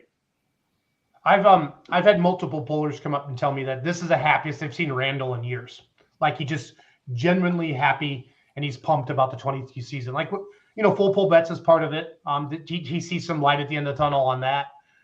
Bringing some money back into the sport, some of the newest sponsorship and having help, like the Delanskys were going to do, and it turned into Don, but he's excited for that, to have a little bit of help with that. Cause they've been running it lean and mean, you guys. Those COVID years were tough on associations. We were pissed because there wasn't a lot of events to go to, but guys, Pulling's a shoestring budget as it is. Did we kick Ryan? Did you kick Ryan off, Charles? No, I'm here. No. I'm here. Okay. I'm here. But Poland is a shoestring budget as itself, and I've seen the books, and I get it, or not the books, but I understand how the money side of it works.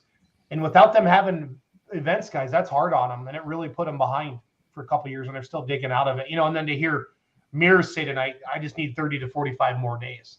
They're just behind the 8 ball heading into the 2023 season. They put up the schedule they can, and they're going to run with it. You know what I mean? And that's which is still great. It was interesting to hear him say they didn't lose any of the state associations. I thought that's what I thought could be the biggest impact. Either go join an NTPA region, right, guys? Or become a state association, or the Outlaws pick you up like they have with the Heartland Association. But you're starting to see more of the business side of it, which I think it's good to talk about. I think it's good to be real about it, and talk about the 80s and 90s, the 2000s, and now we're at 2023 and what it's all about. And it's good having fans come on here and fellow pullers asking questions. That's what we need to hear from all of you, to ask Gregg Randall, to ask Ron Stone, to ask John Mears, that kind of stuff, because you're curious and you want to know what's going on, because you're the ones supporting these events and going out and making it happen. So it's great stuff. It's great stuff. So I'm encouraged to see some of the rebound too, in terms of people trying to do events and go to that next level. Ryan's hometown picked up NTPA sanction. Pulling's been happening in Fremont forever, years and years and years, but it's never been national sanction. My hometown fair is coming back to national sanction this year, and I'm a part of the pull committee over there, but like the fair board's the one who said they wanted to do this before it even came up in the meeting. They were saying they were going to try for it. So there's an appetite out there to try and do this still in places. So that's kind of encouraging. I've always felt that we as promoters, I'm a promoter hat on, don't do a good enough job explaining what a nationally sanctioned event is, Charles, Ryan, Cody, versus, hey, we're having a truck and tractor pull. And I really want to challenge, like on our billboard for the TPC, it says the biggest names in pulling. Our dream was to have this outdoor Louisville. How else do you say it? Like, we're bringing Esden Lane and frickin' Brett Berg to Nashville, Illinois to play, for 2 nights. Those are the biggest names in pulling, but you promoters, your Fremonts, your Armadas, and I watched Roos's Facebook, and Charles, I saw you post about Armada. You guys have to let your fans know that you're bringing in the NTPA, the National Tractor Pulling, and that's a big freaking deal. Because if you don't put 500 or 1,000 more, butts in the seats, and I know you get a good crowd already, Charles and Armada, because that's always the Sunday after Bowling Green, right, bud? We always Saturday and Sunday. We've always been on that weekend, same as BG. And NTPA's been there in the years past, but with Bowling Green right there, it makes it tough. There's something.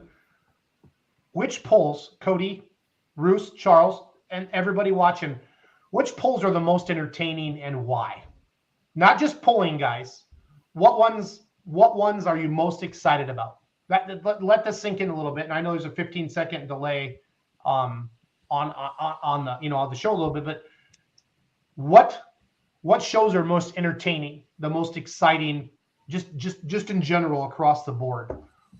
Did I ask that right, Charles? Do you know what I'm trying to go at? You did. We've talked about this before, kind of what makes it, and I always kind of go back to an atmosphere that a particular venue or an event has. And I've said it before on the show, and I'll keep saying it. I hold up like Langford, New York is one of those places where there's just an electricity about it. The whole thing. People are excited. There's crowds everywhere. It's just something that works. Electricity. When have you felt electricity at a pull before, Charles? I want to share with you 2 years ago, Friday night, Toma. Rob Russell had the lead, took it early in the class. Toma was freaking packed. I love Toma, guys. It's an hour from my house. I mean, it's one of my jams. I love that place. And Brandon Simon or RJ spotted Brandon on the opposite side of the track, last hook of the class, and that place went freaking nuts. Yeah. I mean, the hair on my arm stood up, and that, it's 10:30, a lot of liquid encouragement by that time of night, but the place was packed. Nobody left. And that was electricity. You know what I mean? Yeah. That's what where it doesn't have. I think once a summer I'll be somewhere and you'll get that feeling. Yeah. One that stands out in my memory, the COVID year at Rockwell, Saturday night, the Unlimiteds. That 100% nuts. It was awesome. No, I remember you guys talking about that. That's great. Yeah. I ate so much damn dirt that night. That's your. Because I think that was the night that Austin showered me with dirt. Yes, he did. Jeanette Meisinger, announcer can make a huge difference in the show, keeping the audience engaged. Bingo. Yeah. And there's different styles of keeping the crowd engaged too. The older Sure. the older I get, the more I respect for everybody's different style. You know what I mean? Of keeping that crowd engaged. That's Yep. fun. Doug Meisinger says Wisner has an atmosphere that's impossible to explain. He's right. Mm-hmm. Wisner has left a hole in my heart though a little bit with my tractor blowing up there. No, it didn't. Yeah, it left it a hole left in a your hole- turbo. It left, and the block blocks. and, And a block and and bent pistons valves. and, yeah, pretty much everything else. Yeah. I'm going to go back someday and I'm going to redeem myself. It's probably not going to happen this year or maybe not even next year, but I'm going to go back. I'm going to be very, very nervous. My tractor goes down the track at Wisner. So The first shootout at Wagler, the Pro Stock shootout in, I believe, 2019. that was the first kind of $10,000 Yeah. thing, right, Roos? Yeah, and the thing is, the crowd wasn't that big. Right. But we all knew what was happening.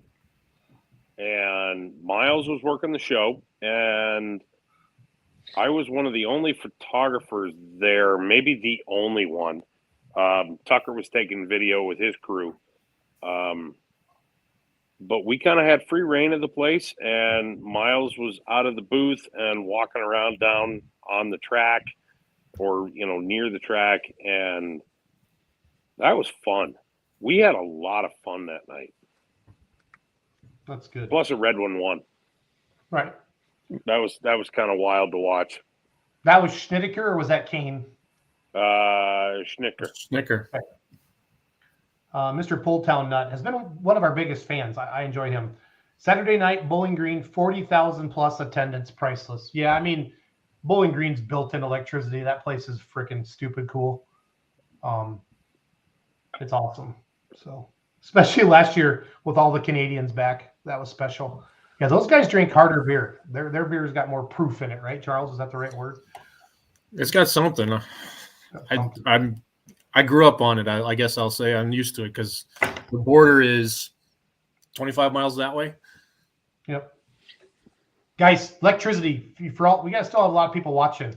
Electricity. Tell us about a time you went to a pool and you felt electricity, and you're like, "Wow, that was awesome." And I want to know what it was because we want to share these ideas with announcers, promoters, pullers, fans. People get involved with their local events like this. Share some electricity type ones like that. It makes it fun. So for me, a big Saturday crowd. night. Yeah, Saturday night at Rock Valley last year. Yeah. When the crowd willed Taryn Beck to get that tractor off the line and make a pass. Yep. I've never seen anything. I don't think I've ever seen anything more electric than that. Wish I could go find some of those videos. They're buried. But hearing her family talk about that, so makes it fun. And I remember very specifically Josh yelling to the crowd, cheer her on, help her get that tractor off the line, and watching that crowd come to life. I think for me it was Mark Ulmer giving her like the fist bump of go, go, go type of thing on the side, Yeah. Yeah, but you were one of the only people who saw that. I know. I saw that picture and I looked back through my photos. I'm like, did I catch any of that? No, hell no. I didn't catch any of that. But that's the glory of it. Everyone sees a different perspective, to be able to see that. In my case, I heard a different perspective, and it was right behind me. That crowd came to life like I've never, ever seen before in my life. Yeah, I had some videos sent to me, Roos, of like her family and friends talking, screaming, go, go, go. It was pretty neat. Those TikToks where they all went so bat crap insane. Yep. I can think of one from this summer actually, and so the circumstance can be created as well by that just intense competitive moment. And I look at the Enderley, the mod class, because Berg and Owens have been going at each other to finish out that whole season. Yeah. Berg comes out as the first hook and blows it out there 405 feet. And the very next hook is Owens. And he goes right up his tire tracks and goes even further. you could have blown the lid right off that grandstand. The place went crazy. How big of a crowd is it in Enderley, Charles? How many people? I don't know that, honestly. I need to go to that. There's a lot of people there. I know when I go. Yeah. It's not, it's certainly not BG big, but I don't know, 15,000 people, 20,000 people on the property, maybe. I'm not sure. Wow. Okay, that's huge. Those are some big numbers. Mean Street Pulling Team says McLeod, Kansas is a great facility, one of his new favorites. Great crowd. It's a great show. Petrie and those guys out there just kill it. They're a 2-night hook this year. I talked to Bill in Louisville, and they're pretty excited about that. It's Louisville, Cody. Louisville. Yeah, Louisville. Okay, just want to make sure. Somebody's going to correct you in the comments. That's fine. Both of you. It's fine. I enjoy it. Wyatt Schulte, I think Toma is self-explanatory because Washburn makes it electrical. He does. Having him on when did we have him on about 6 weeks ago? That was a hoot. Yeah. That was a hoot. That's why these announcers and how they got their start. Would you have ever guessed that he got to start announcing because Larry Richwine's dad died? I mean, what a story. You know what I mean? That's cool. I mean, not that Larry Richwine's dad died. That's not cool. But I mean, it's very awesome that that's how he got to start. Mark Ham, one of the wildest crowds I saw was the South Dakota State Fair when the Outlaws returned there. Bennett still talks about it. So that's cool.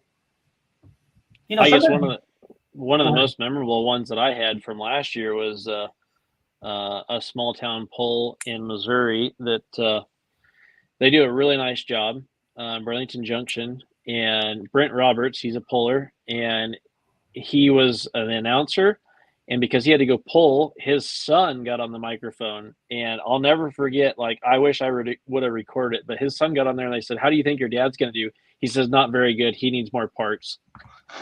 And it was great because I was like, Brent, your son is forever going to announce whenever you go to the line. And if you want to go 30 minutes early, that's fine because we'll all enjoy it. But that was you want to talk about a crowd getting into it, having your son announce and tell him that Dad's not going to do very good because he needs more parts. That was great. So that was pretty fun. Come on now, let's throw Brent under the bus properly. He prepped his kid for that. Yeah. Oh yeah. Just say it out loud so mom can hear it. I can hear that conversation. Yeah, I guarantee you that's what happened there. That's awesome. Yep. Timothy Wolf's watching on YouTube. He says, I continue to say Cloverdale was most entertaining. Miss that pull a lot. Yeah, Cloverdale was awesome. Awesome. And Chippewa is awesome too. I mean, they have Tucker's pull, and then they have that NTPA pull they coming up, always sells out. I mean, just packed house, both sides, both nights. And Greg talked about that a little bit earlier, and we'll start pushing more stuff around about that on social media here as they get their classes set up. But it's great to see all that. So it's good to have the crowd supporting it. Brenton Rogers says J.R. Collins making his final pass in Bowling Green. Yeah, that would be electric. Robert Danner, Pro Stocks last year at Bowling Green, full pull mark and pull off. Crowd was electric. Pull offs bring electricity. I just wish they would run the pull offs at the end of the show. That's all I do. If I could have one wish, run the pull offs at the end of the show. Give everybody a chance to cool down a little bit. So, but that's just me. Wyatt Schulte, Sandwich this last year, mod final points was crazy between Owen and Berg. Super Farm came down to that too. Yeah, I mean, there's nothing better than as an announcer, Charles, coming into it and we're going to decide it tonight. Yeah. And you got to beat so-and-so by 3 spots, or you got to beat so-and-so by him. And Richwine does a nice job of explaining all that down there. I've often done those season under type programs where I'll have the points in front of me, and I know to the point where somebody's got to finish and how they got to land to be able to capture. And it's kind of chaos sitting there with a calculator, doing it, but I enjoy it, and I think it adds something to the fans when you can. I agree. Morgan Schulte, most electric moment of all time for him. Everybody was lighting up their phones when Bowling Green, when Adam Kester ran Footloose after Larry passed away in Chapel Hill in 2019. Yeah. That would have been cool to watch. And we're having Adam on the show next Monday. And then we do have Dave Schreier March 20th. I'm going to his house. That's going to be a special show. And I'll need you guys, obviously, behind the scenes on that, with questions and stuff. I will be at Mr. Schreier's house, and that's going to be phenomenal. Clearly one of the biggest names in polling, and it kept polling alive, and we're going to tell the story through those lean years, if you will. Corey Cullen checking in from Wisconsin. Darlington always packed. It's one of the biggest Badger State polls. They sell. It's a hoot. It's a hoot. I have many, many, many fun stories there. Charles, that's where I got my announcing career. John and Stacy were in Freeport, and Bill Smith called me, and I was announcing Tri-State and ECI at the time, and he said, this is exactly how the phone call went. They tell me you can announce. I'm like, yeah, I think I can. We'll be in Darlington Saturday night at 6. And I get there. He walks up on the stage, says, here's the deal. If you're good, you'll be back. If you suck, you'll never announce a Badger State poll ever again. He just walked away. And I was like, what?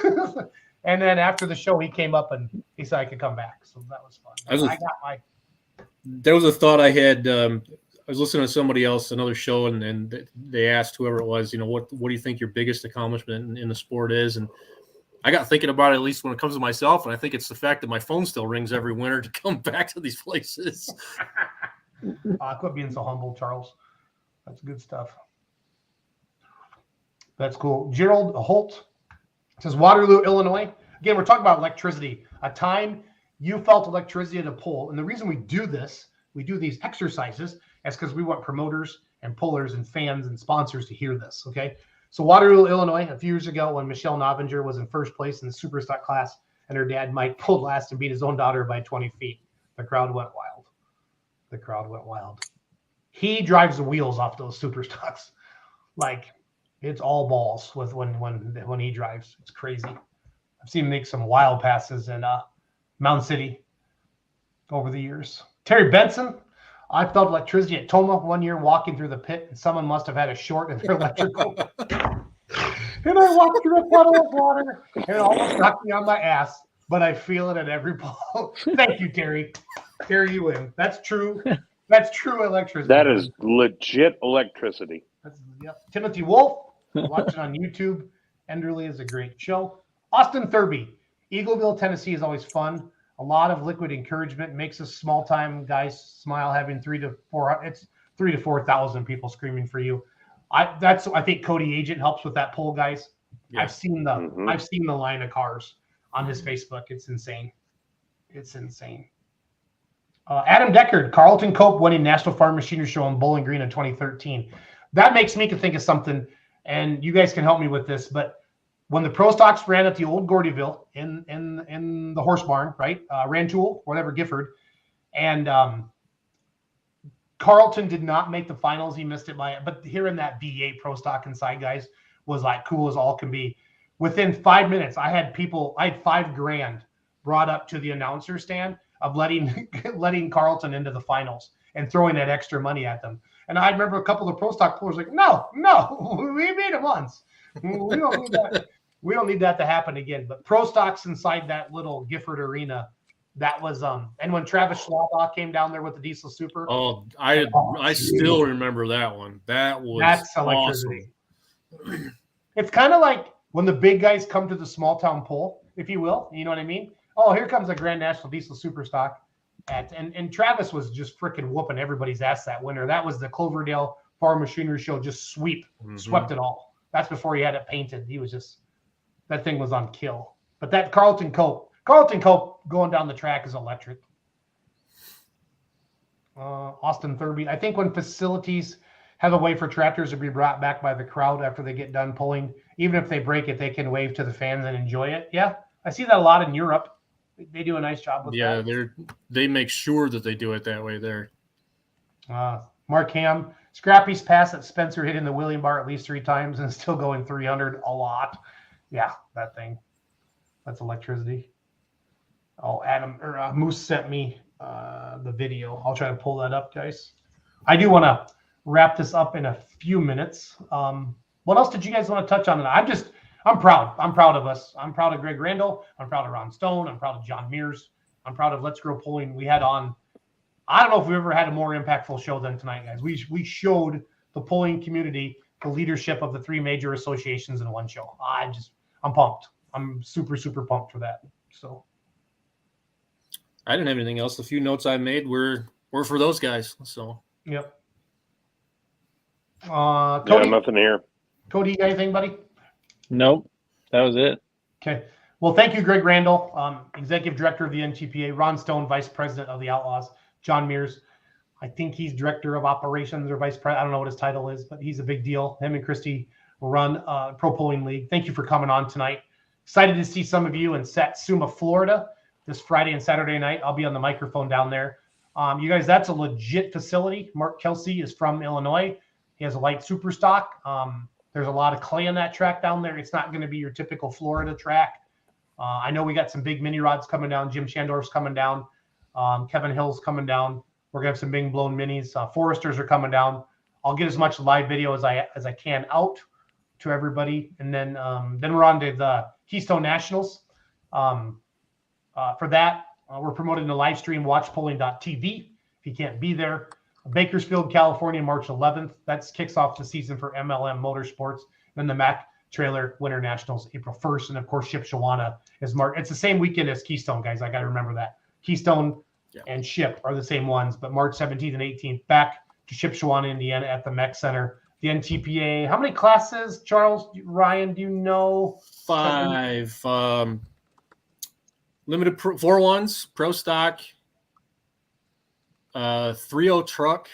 Shoot, put me on the spot. Hang on. No, that's okay. Let me Matt Steinmetz sent me the poster the other day. I just got to find it quick. Pro stock, super farm, hot farm, 4-1, and 3.0 truck. Yeah. 6 o'clock both nights. I because of work, I will not make it to Friday's session, but I plan to go to Saturdays. They have an amazing list of pullers here. I'm gonna buzz through these quick. This is what's on the NTPA website, guys, and I'm gonna let everybody go to bed. Again, March 17th and 18th. Here we go. Entire screen. Boom.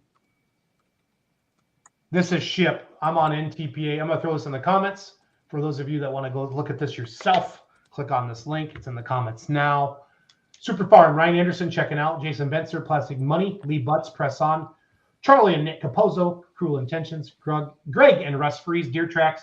Shane Maston, Thumpkin Pumpkin. Gary Shavink, New Attitude. Tony Seatsma, Wolverine Deer. John Silsby, Crop Doctor. Stan Ward, Hammer and Hank. Chris Weidener, JD Hogue. Dave Whelan, My Last Excuse. That's your Super Farm. Those are badass Super Farms.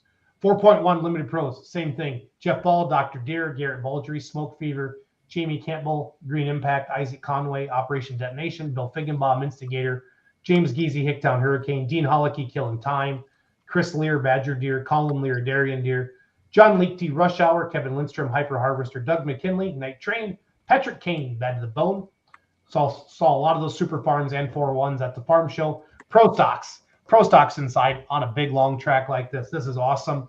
Tim Ammons, Ultimate Harvester, Tim Kane, the Red Gambler, Esden Lemke, New Generation Puss, Robbie Lemke, Straight Out of Line, that's the Kloss, John Link, Revelation Pro, Rhett Parrish, El Nino, Jason Ron, the Instigator, Jason Ron, the John Deere 8370R, Henry Smith, Radical Red, Travis Wildman, Die Hard Deer, Steve Wishmeyer, Barely Getting By, and Whiskey Wild, and the hometown guy, Russ Yoder, Extra Butter. He's going to pull it out of the store, right, Charles, and put it out of the showroom. Out of the showroom. And if you haven't been to Shipshewana and seen Russ's place, it's amazing. Hot Farm, Darren Bomber, I got this. Colton Bomber, Daddy's Money. Did he have his Hot Farm at Ship? Yeah, they were both there, but I don't remember who was driving them, but they were there. Brian Carrington, Endless Dollars. Alan Daly, No Name Deer. Ryan Funk, Hooked on a Feeling. Tim Jones, Against the Odds. Scott Miller, Dragline Express. Mike Robbins, Fire in the Hole. Brant Schrader, Addiction. Kevin D. Smith, Buckshot Reloaded. Travis Smith, Cornfield Cadillac. Matt and Kylie Warner, Raging Buck. Everett Wilkerson, Just One More. And then your 3.0 diesel trucks. Mike Burton, Backwoods Evolution. C.W. Cartmel, Most Hated. Corey Frank, Causing Trouble. Stacy Gwynn, Juiced Up. Eric Huck, Slightly Overworked. Jordan Jackson, Billet Steel and Sex Appeal. Calvin Logan, Running Out of Room. Matt Lokes, Night Howler. Brian Shrew, Iron Maiden. Eric Widman, Big Red. Jacob Widman, Under Pressure. Robert Widman, Boosted. So and I know Greg said there was probably a couple of changes to that, right? But for most part, that's a hell of a lineup, you guys. Hell of a lineup for the NTPA Spring Nationals in Shipshewana, Indiana, March 17th and 18th. So then again, they've always knocked that out of there. So who are the modified tractors in Florida? I don't know everybody that's coming.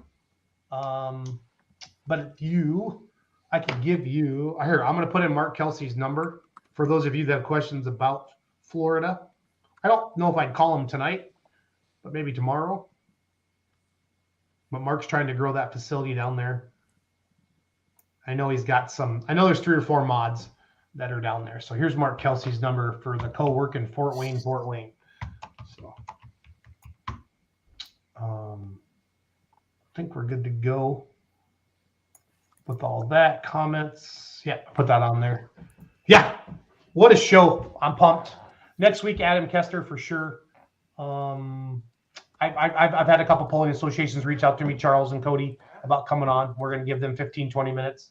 If anybody wants to do that, just get a hold of Charles or myself and get it booked. Or get it on there, or Roos or Cody, whatever. We'll make it happen for you guys and do it. We want to share all of it, from garden tractors, antiques, up to Gregg Randall, Ron Stone, and John Mears. It's all good in the hood. It's all good in the hood. So, Cody, any parting words? No, I'm kind of excited for this year, to be honest. I am too. Charles? Same. My calendar is basically set for the summer. I know where I'm going to be every weekend from the end of April to the end of September, and it's ridiculous, and I'm going to love every second of it. Well said.